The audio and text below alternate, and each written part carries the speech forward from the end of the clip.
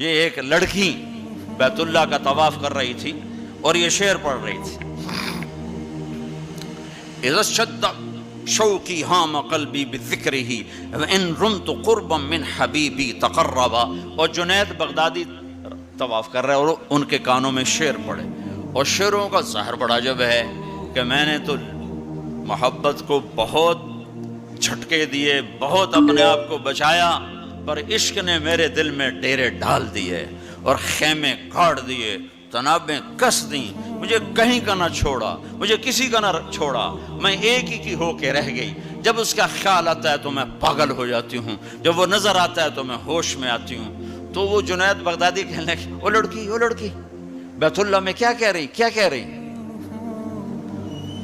تو اس نے دیکھا اور ہنس پڑی، لولا التقى لم احجر عن طیب الوطن. کیا سمجھے ہو، میری بات کو غلط سمجھے ہو، مجھے میرے رب کا عشق رات کے اندھیرے میں یہاں لایا، میں کسی اور کی بات نہیں کر رہی. تو کہنے لگی تم کس کا طواف کر رہے ہو؟ تو جنید کہنے لگے بیت اللہ کا. تو وہ زور سے ہنس پڑی